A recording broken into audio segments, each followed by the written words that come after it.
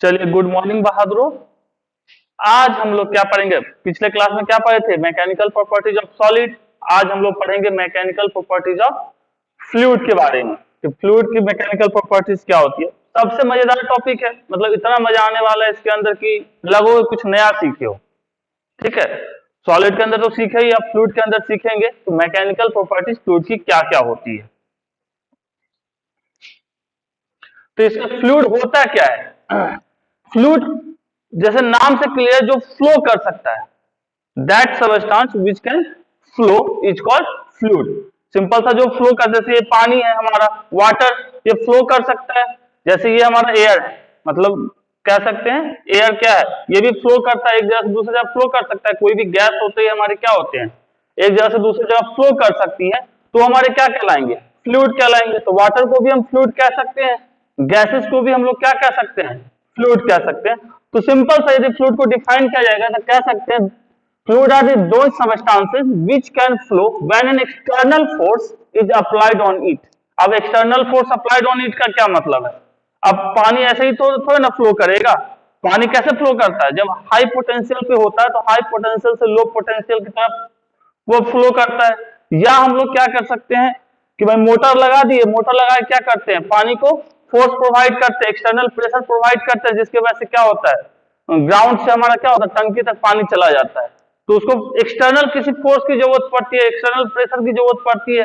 तो क्या कर सकते हैं, कैन फ्लो जब एक्सटर्नल कोई हमारा क्या हो, फोर्स अप्लाइड हो रहा हो। जैसे हमारे फ्लूइड में, लिक्विड भी हमारे फ्लूइड होते हैं और गैसेज भी जो हमारे क्या है, वो भी हमारे फ्लूइड में ही काउंट होते हैं, चाहे वो लिक्विड हो चाहे गैस हो। जैसे वाटर हमारा क्या है, एक फ्लूइड है, H2O, वाटर को ही कहते हैं ना, ये भी हमारा फ्लूइड है। जब यदि वेपर फॉर्म में रहेगा तो वो हमारा क्या बन जाएगा, गैस बन जाएगा। अब फ्लूइड के बारे में ये कहा जाता है कि फ्लूइड का कोई अपना क्या होता है, प्रॉपर शेप नहीं होता है। जिस वेसल में डालो, मान लो ये इस बीकर में डालेंगे तो ये इसका शेप पकड़ लेगा। यदि हम चौड़ा वाले में डाले, इसका पकड़ लिया। यदि हम ग्लास के अंदर डाल दिए तो ग्लास का शेप पकड़ लेता है। कह सकते हैं क्या, fluid do not have finite shape.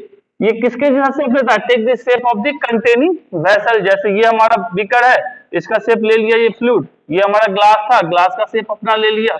ये हमारा थोड़ा चौड़ा बीकर है तो इसका अपना शेप ले लिया। तो फ्लूइड जिस भी चीज में रखो, जैसे इस ग्लास में हमने वाटर को रखा तो वाटर हमारा क्या है, वाटर हमारा फ्लूइड होता है। अब हमारा फ्लूइड के अंदर दो टॉपिक हम लोग पढ़ेंगे, एक है हमारा हाइड्रोस्टैटिक्स। फ्लूइड के अंदर हम कितने टॉपिक पढ़ेंगे, एक हाइड्रोस्टैटिक्स और दूसरा हम लोग पढ़ेंगे हाइड्रोडायनेमिक्स। यदि कोई वाटर रेस्ट कंडीशन, जैसे ये ग्लास है, ग्लास के अंदर क्या हमारा, किसी ग्लास के अंदर वाटर कैसे होता है, रेस्ट कंडीशन में होता है। यदि कोई तालाब है, जैसे ये हमारा तालाब है, तो तालाब के भी अंदर वाटर कैसे होगा, रेस्ट कंडीशन में होता है। तो यदि वाटर हमारा रेस्ट कंडीशन में रुका हुआ है, किसी बीकर में है, किसी तालाब में है, किसी पॉन्ड में है, किसी कुएं में है, तो उसके के बारे में जिसके अंदर हम लोग पढ़ेंगे उसको क्या कहेंगे, हाइड्रोस्टैटिक्स। तो कह सकते हैं when the fluid is at rest condition. तो फ्लूइड तो हमेशा रेस्ट में ही नहीं रहता है, फ्लो भी करता है। जैसे नदी में क्या होता है, फ्लूइड फ्लो कर रहा होता है। जैसे ये हमारा झरना है, इसमें वाटर क्या कर रहा है, फ्लो कर रहा है। मतलब यहां क्या है, वाटर के पास मोशन है, वाटर के पास मोशन है, तो कह सकते हैं वाटर इज इन मोशन। तो इसको हम लोग किसके अंदर पढ़ेंगे, हाइड्रोडायनामिक्स के अंदर। तो जैसे ये हमारा ग्लास के अंदर हो गया, तो हम लोग पढ़ लिए इसको किसके अंदर, हाइड्रोस्टैटिक्स के अंदर। वाटर हमेशा किस कंडीशन में रहेगा, रेस्ट के कंडीशन में रहेगा। यदि वाटर फ्लो करता रहे, मतलब बह रहा है, एक जगह से दूसरे जगह जा रहा है वाटर, मतलब वाटर के अंदर क्या हो, मोशन हो, तो हम लोग किसके अंदर पढ़ेंगे, हाइड्रोडायनेमिक्स के अंदर। तो पहले हम लोग पढ़ेंगे हाइड्रोस्टैटिक्स, उसके बाद पढ़ेंगे हाइड्रोडायनेमिक्स, दोनों इसी में पढ़ेंगे। अब हमारे पास फ्लूइड दो टाइप के होते हैं, एक हमारा होता है आइडियल फ्लूइड, एक हमारा होता है रियल फ्लूइड। आइडियल मतलब क्या, जो है नहीं, उसी को ना आइडियल कहते हैं। जो गुजर गया, जो नहीं है, उसको हम लोग क्या बोलते हैं, आइडियल। अब जैसे तुम लोग से काफी लोग का भगत सिंह होंगे आइडियल, है कि नहीं है भगत सिंह आइडियल? नहीं है किसी को भगत सिंह आइडियल। चलो अच्छी बात है, मेरे तो भाई आइडियल है। ओके, तो आइडियल फ्लूइड किसको कहा जाता है? जो कुछ प्रॉपर्टीज को फॉलो करता हो। पहली बात है जो इनकम्प्रेसिबल हो। क्या हो? इनकम्प्रेसिबल। अब इनकम्प्रेसिबल क्या होता है? जिसको कंप्रेस नहीं कर सकते हैं। जैसे मान लो वाटर हमारे पास है, वो यदि आइडियल फ्लूइड होता तो उसको हम कितना भी फोर्स लगा दे तो वो यदि इनिशियल फोर्स लगाने से पहले या प्रेशर लगाने से पहले उसका वॉल्यूम मान लो 1 मीटर क्यूब था, फोर्स लगाने के बावजूद भी वो 1 मीटर क्यूब से कम नहीं हो। जैसे अब हम लोग एयर के ऊपर फोर्स लगाते हैं तो उसको कंप्रेस करके क्या करते हैं? एक gas cylinder, LPG gas cylinder के अंदर फिल कर लेते हैं उसको, क्योंकि वो कंप्रेसिबल है, वो दब सकता है। लेकिन जो इनकम्प्रेसिबल होगा उसको हम लोग दबा नहीं सकते हैं। क्या? अब जैसे कुछ बहादुर ऐसे होते हैं जिनको कितना भी विपत्ति आ जाए उनको कोई फर्क नहीं पड़ता, जिस रूल को वो फॉलो करना है उसी रूल को वो क्या करेंगे? फॉलो करते रहेंगे, तो वो इनकम्प्रेसिबल है।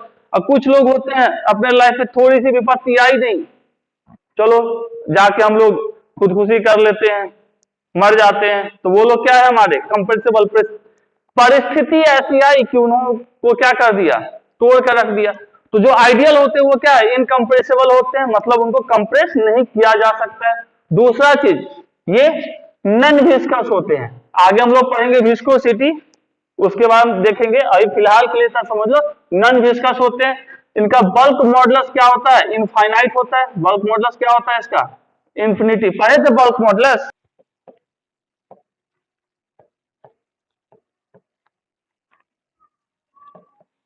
हम लोग पढ़े थे बल्क मॉडुलस को के से, और ये हमारा हुआ करता था क्या चीज? Volumetric stress by volumetric strain. Volumetric stress में वॉल्यूमेट्रिक स्ट्रेन पढ़े हैं, याद होगा। वॉल्यूमेट्रिक स्ट्रेस का मतलब क्या होता है? वॉल्यूमेट्रिक स्ट्रेस सिंपल सा कह सकते हैं, के बराबर क्या? Force upon area. और स्ट्रेन मतलब क्या होता है? डेल वी बाई भी। चेंज इन वॉल्यूम इनकम्प्रेसिबल है, इसका मतलब क्या है? चेंज इन वॉल्यूम क्या होगा इसका? हो क्या रहा है इसको? Change in volume equals to 0। यही होता है ना? यदि कोई इनकम्प्रेसिबल है उसके ऊपर फोर्स लगाओगे तो उसका वॉल्यूम क्या होगा? चेंज नहीं होगा, तो उसको कहेंगे इनकम्प्रेसिबल। तो चेंज इन वॉल्यूम 0। तो इसको यदि और प्यार से लिखना चाहते तो क्या लिखते? F into B divided by क्या चीज? Del V into A. Change in volume 0 मतलब किसी को भी F into B divided by 0 कह सकते हैं, और ये इसका वैल्यू कितना आएगा? इनफाइनाइट कहा जा सकता है। तो बल्क मॉडुलस कितनी आ गई? के की वैल्यू इन्फिनिटी। तो आइडियल फ्लूइड के लिए बल्क मॉडुलस की वैल्यू क्या होती है? इन्फिनिटी होती है। दूसरा चीज, इसमें सरफेस टेंशन नहीं होता, ये टॉपिक ही है, एकदम डिटेल में पढ़ना है, याद रखना है। आइडियल के लिए क्या होगा? इनकम्प्रेसिबल होगा। दूसरा नॉन विस्कस होगा। तीसरा बल्क मॉडुलस इनफाइनाइट होगा। और सरफेस टेंशन क्या होगा? 0 या नन। अब आइडियल है तो स्वाभाविक सी बात है, आइडियल लोग क्या होते हैं? एग्जिस्ट नहीं करते, तो कह सकते हैं ideal fluid are imaginary and do not exist in nature. तो कोई भी फ्लूइड हमारा क्या है? आइडियल नहीं है। तो दूसरा जो होगा हमारा क्या होगा? एक रियल फ्लूइड होगा। रियल मतलब जो एग्जिस्ट करता है, तो उसके पास क्या होगा? ये यदि इनकम्प्रेसिबल था तो रियल फ्लूइड क्या होगा? कंप्रेसिबल होगा। यदि ये नॉन विस्कस था तो ये हमारा क्या होगा? विस्कस होगा। यदि इसका बल्क मॉडुलस क्या था? इसका बल्क मॉडुलस इनफाइनाइट है, तो इसके कुछ बल्क मॉडुलस होगा। और इसका सरफेस टेंशन 0 कह रहा है, नो सरफेस टेंशन, तो इसमें हमारा क्या होगा? सरफेस टेंशन कुछ होगा। और हमारा फाइनाइट कंप्रेसिबिलिटी, विस्कोसिटी, जिसके पास सब कुछ होगा, इसके पास इनफाइनाइट हमारा बल्क मॉडुलस होगा, सरफेस टेंशन 0 होगा। ध्यान में रहेगा। रियल फ्लूइड की यदि हम बात करें तो रियल फ्लूइड में किसको कह सकते हैं? हमारे पास जो वाटर है हमारा वो क्या है? रियल फ्लूइड है। एयर हमारा क्या है? रियल फ्लूइड है, कहा जा सकता है। चलिए अब हम लोग बात करते हैं डेंसिटी की। देखो अभी जितने भी चीजें हम लोग पढ़ेंगे ये सारे के टर्म को ध्यान में रखना है, क्योंकि आगे जाके ये सारे टर्म तुमको इंट्रोड्यूस होने वाले हैं कि डेंसिटी कहीं कुछ दिया रहेगा या सरफेस विस्कोसिटी तुमको दिया रहेगा। ठीक है, तो याद रखना है कि ये सब टर्म्स क्या होते हैं। तो डेंसिटी क्या होता है? सिंपल सा मास पर यूनिट वॉल्यूम को क्या कहा जाता है? डेंसिटी। तो कह सकते हैं it is defined as substance defined the ratio of किसका? Mass to its volume. तो यदि हम, क्या हो रहा है, तो डेंसिटी क्या है हमारा?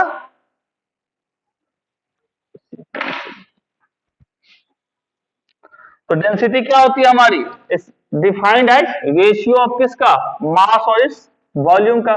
यदि हम डेंसिटी लिखना चाहते तो क्या लिखते? Density is equals to mass per unit volume लिखा जा सकता है। मान लो ये कोई एक ए बहादुर है, ए, ओके, इसका वॉल्यूम मान लिया कितना? 1 मीटर क्यूब है। और इस ए का जो हमारा क्या है, मान लिया जैसे ईट, एक ईट हमारा 1 केजी, जिसका वेट कितना दिए हुए है? 1 केजी वेट है, और उसका वॉल्यूम मान लिया कि 1 मीटर क्यूब है। कोई ईट है वैसा बड़ा सा, 1 मीटर क्यूब बहुत बड़ा हो जाता है। इसको कितना कर लिया जाए? इधर से 10-15 सेंटीमीटर, 10-10-30, चलो 30 सेंटीमीटर स्क्वायर कर लेते हैं। 30 सेंटीमीटर क्यूब ए कोई हमारा है, और दूसरा हमारा बी है, इसका भी वॉल्यूम कितना है? 30 सेंटीमीटर क्यूब, और इसका जो मास है वो मान लो 5 केजी है। ठीक है, तो किसकी डेंसिटी हाई होगी? तो डेंसिटी क्या होता है? मास पर यूनिट वॉल्यूम। ये हमारा क्या था? मान लिया ये हमारा ईट था, और ये हमारा क्या है? आयरन है, आयरन ब्लॉक है, और ये हमारा क्या है? ईटा है, अपना ब्रिक्स है। तो यहाँ पे यदि डेंसिटी की बात करें, डेंसिटी क्या होता है? मास पर यूनिट वॉल्यूम, मतलब 1 KG divided by 30 centimetre cube, 1 KG by 30 centimetre cube, ये इसका डेंसिटी बताता है। जबकि इसकी हम बात करते हैं 5 बाय 30 सेंटीमीटर क्यूब। तो किसकी डेंसिटी ज्यादा होती? स्वाभाविक सी बात है, बी की डेंसिटी क्या होती? ज्यादा होती ए से। होती या नहीं होती? होती। ये हमारा कितना है? 1 बाई 30, और ये हमारा कितना है? 5 बाई 30। तो 1 बाई 30 बड़ा होता है या 5 बाई 30 बड़ा होता है? स्वाभाविक है 5 बाई 30 बड़ा होगा। तो डेंसिटी हमारा सिंपल सा क्या कह सकते हैं? मास पर यूनिट वॉल्यूम। अब डेंसिटी की बात करें तो डेंसिटी हमारा पहला टर्म की बात करें तो इसका यूनिट क्या होगा? यूनिट इसका हो जाएगा मास का केजी, और वॉल्यूम का मीटर क्यूब लिखा जा सकता है। इसका यदि हम डायमेंशन फॉर्मूला लिखते तो क्या लिखते? केजी का m और l -3 T0 लिखा जा सकता था। नेक्स्ट हम बात करते हैं डेंसिटी हमारी क्या होती है? डेंसिटी हमारी स्केलर क्वांटिटी है। क्या होता है डेंसिटी हमारा? स्केलर होता है, मतलब दो डेंसिटी है, उसको यदि हमको जोड़ना है तो सीधा सीधी जोड़ देंगे जैसा जोड़ना है। अब याद रखने वाली बात यह है कि वाटर की डेंसिटी कितनी होती है, ध्यान में रखोगे। ये सबसे ज्यादा कंफ्यूज करता है। यदि क्वेश्चन जब बनाओगे तो उस समय क्या दिखेगा कि लिखेगा डेंसिटी किसका? वाटर का, और लिख देगा 1। ठीक है, तो डेंसिटी वाटर की कभी भी 1 नहीं होती है। क्या होती है? 10⁻³ केजी पर मीटर क्यूब। और यदि Hg की बात करें तो इसकी होती है 13.6 इंटू 10⁻³ केजी पर मीटर क्यूब। तो डेंसिटी क्या है वाटर का? 10⁻³ केजी पर मीटर क्यूब, जबकि Hg का हमारा कितना हो? 13.6 इंटू 10⁻³ केजी पर मीटर क्यूब। तो डेंसिटी हमारा वाटर का और Hg का याद रखना है, और किसी का यदि जरूरत पड़ेगा तुमको क्वेश्चन में मैक्सिमम पॉसिबिलिटी है देगा, लेकिन वाटर और Hg का क्या करना है? ध्यान में रखना है। रहेगा ध्यान में। अब यदि हम बात करें, देखो यहाँ पे 3 चीजें हैं दिख रही है। ये हमारा कॉर्क है, ये हमारा वुड है, और ये हमारा क्या है? मेटल है। तीनों का वॉल्यूम क्या है? सेम दिए हुए हैं। लेकिन क्या कॉर्क और वुड में कौन भारी होता है? किसका वेट ज्यादा होगा या किसका मास ज्यादा होगा? वुड का ज्यादा होगा कॉर्क के रिस्पेक्ट में। मेटल बॉल का वुड से भी ज्यादा होगा। तो जिसकी डेंसिटी ज्यादा वो नीचे उतनी ज्यादा जाएगी। इसकी डेंसिटी क्या होगी? कॉर्क के रिस्पेक्ट में वुड की डेंसिटी हाई, जबकि मेटल की वुड के से भी ज्यादा होगा।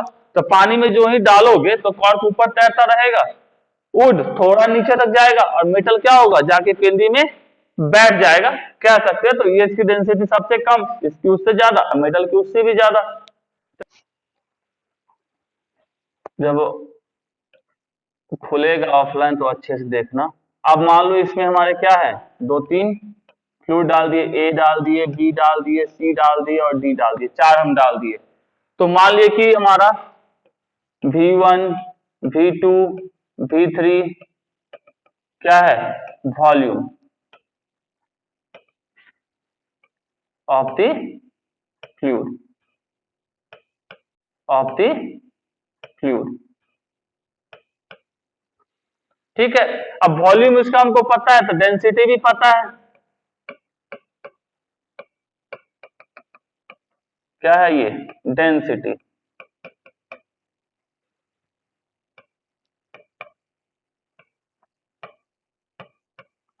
तो यदि इसकी मास की बात करें तो मास कितना हो जाएगा इसका,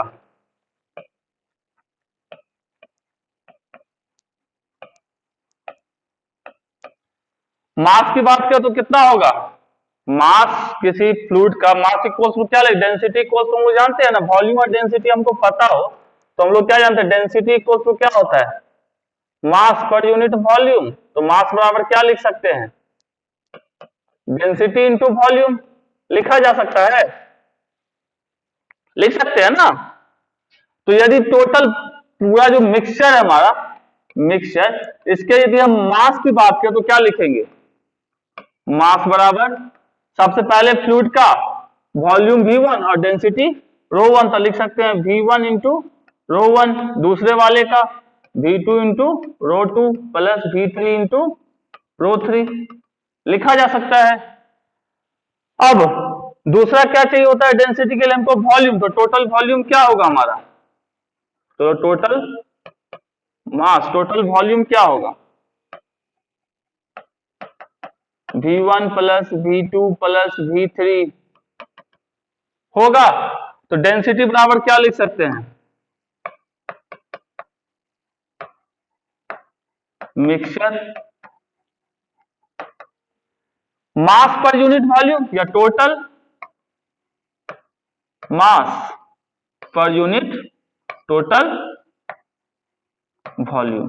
टोटल मास कितना आया हमारा, V1 ρ1 plus V2 ρ2 plus dot dot dot, जितना फ्लूइड रहेगा डिवाइडेड बाय कितना volume, V1 plus V2 plus, लिखा जा सकता है। तो यहां से हमको क्या हो जाएगा, डेंसिटी किसका निकल जाएगा, मिक्सचर का। अब नेक्स्ट हमारा स्पेसिफिक वेट या वेट डेंसिटी। देखो जब हम पढ़ाई करते थे उस टाइम में हमको ना ये जो वर्ड्स है ना, वर्ड्स याद रखने में तकलीफ होता था। कहीं स्पेसिफिक वेट क्या होता है, रिलेटिव डेंसिटी क्या होता है, स्पेसिफिक ग्रेविटी क्या होता है, तो सब एक जैसा दिखता है, तो उसको ध्यान में रखोगे। तो क्या ये सिंपल सा क्या होता है, स्पेसिफिक वेट या वेट डेंसिटी, सिंपल सा कह सकते हैं weight per unit volume, weight per unit volume. इसको किससे डिनोट करते हैं, W से कहते हैं। तो W बराबर क्या लिख सकते हैं, weight per unit volume. Density क्या होता था, मास पर यूनिट वॉल्यूम, यही होता था ना। लेकिन हमारा स्पेसिफिक वेट करे या वेट डेंसिटी करे तो ये क्या होता है, हमारा वेट पर यूनिट वॉल्यूम। कहीं पे तुमको स्पेसिफिक वेट लिखा हुआ भी डाटा दे सकता है, कहीं पे वेट डेंसिटी भी लिख सकता है। तो wait per unit volume, wait क्या होता है किसी का भी, m इंटू जी, सुने कभी नाम, और वॉल्यूम का वॉल्यूम लिख सकते हैं।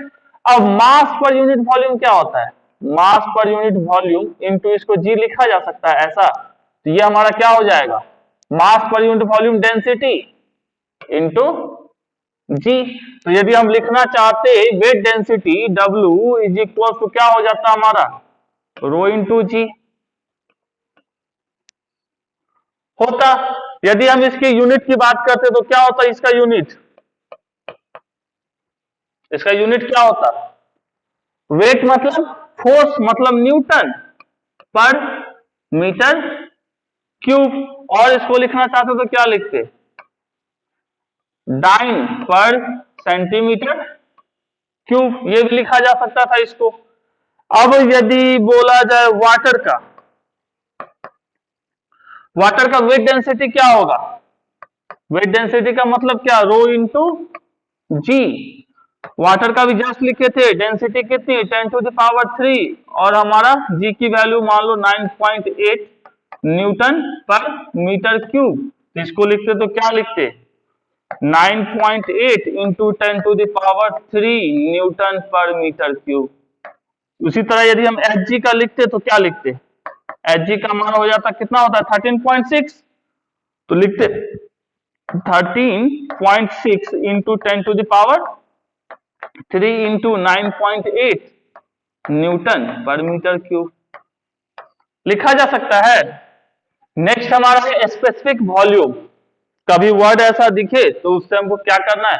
स्पेसिफिक वॉल्यूम क्या होता है? Reciprocal of density. इसको क्या बोला जाता है? Specific volume. क्या होता है इसका रेसिप्रोकल? मतलब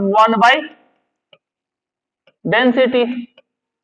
कहीं यदि स्पेसिफिक वॉल्यूम लिखा हुआ है तो हम लोग क्या करेंगे? डेंसिटी निकालना होगा तो 1/स्पेसिफिक वॉल्यूम कर देंगे तो डेंसिटी निकल जाएगा। चलिए नेक्स्ट हमारा रिलेटिव डेंसिटी और स्पेसिफिक ग्रेविटी। अब रिलेटिव डेंसिटी क्या होती है? सिंपल सा देखो, दोनों के एक ही टर्म में यूज किया जाता है लेकिन दोनों दो चीज का रेशियो होता है। तो रिलेटिव डेंसिटी यदि हम लिखना चाहें, रिलेटिव डेंसिटी इक्वल्स टू क्या?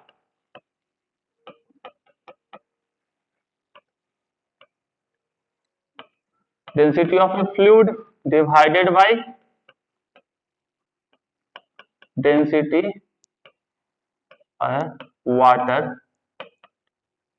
Eight 4 degree centigrade. या इसको और लिखना चाहेंगे तो density of fluid divided by density of standard fluid.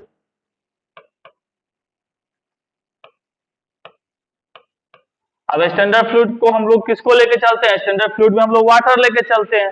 तो यदि बोला जाए रिलेटिव डेंसिटी और यदि हम चलो स्पेसिफिक ग्रेविटी की बात करते तो इसको लिखते हैं specific gravity weight density of fluid by weight density of a standard fluid.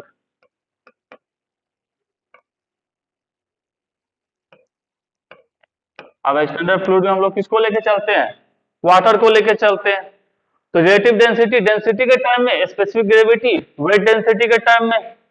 तो दोनों का यदि हम बात करें तो दोनों का यूनिट क्या होगा? तो इसका भी यूनिट डेंसिटी बाय डेंसिटी, तो ये भी हमारा क्या होगा? यूनिटलेस। क्या होगा ये? यूनिटलेस एंड डायमेंशनलेस होगा, क्योंकि ये भी डेंसिटी बाय डेंसिटी का रेशियो है। तो यूनिट इसका भी कुछ नहीं होगा। स्पेसिफिक ग्रेविटी भी वेट बाय वेट का रेशियो है, तो इसका भी क्या होगा? यूनिट कुछ भी नहीं होगा। तो ये हो जाएगा हमारा यूनिटलेस एंड डायमेंशनलेस। तो यदि हम वाटर की बात करें तो वाटर का, ठीक है, रिलेटिव डेंसिटी या स्पेसिफिक ग्रेविटी कितनी होगी? वाटर की कितनी होती है? Density of fluid. तो वाटर हमको लेना है तो density of water by density of क्या? वाटर। वाटर की डेंसिटी 10⁻³ और इसका भी 10⁻³। तो ये कितना हो जाएगा? 1। यदि हम Hg की बात करते, तो Hg हम लेते फ्लूइड में और डेंसिटी किससे डिवाइड करते? स्टैंडर्ड फ्लूइड मतलब वाटर के साथ। तो ये कितना हो जाता? इसका होता है 13.6 इंटू 10⁻³ और इसका होता है 10⁻³। तो ये कितना आ जाता? 13.6। तो कहीं पे यदि 1 लिखा हुआ है डेंसिटी या 13.6 लिखा हुआ है, इसका मतलब क्या है? वो रिलेटिव डेंसिटी दिए हुए है, ठीक है, डेंसिटी नहीं दिया है। क्या दिया है? Relative density. कहीं पे तुमसे पूछा जाता है डेंसिटी ऑफ वाटर, यदि कोई दिमाग में ये डाल देता है कि डेंसिटी ऑफ वाटर 1 होता है, तो भैया डेंसिटी ऑफ वाटर 1 नहीं होता है, रिलेटिव डेंसिटी ऑफ वाटर 1 होता है। डेंसिटी ऑफ वाटर कितना होता है? 10⁻³ भूलना मत, क्वेश्चन में तुमको डेंसिटी ऑफ वाटर 1 लिखा हुआ मैक्सिमम टाइम दिखेगा, ठीक है। भावनाओं को समझ रहे हैं? अब इसका यूनिट क्या होगा? Density by density, unitless. ये भी डेंसिटी बाय डेंसिटी है तो ये भी यूनिटलेस। आया कुछ समझ में?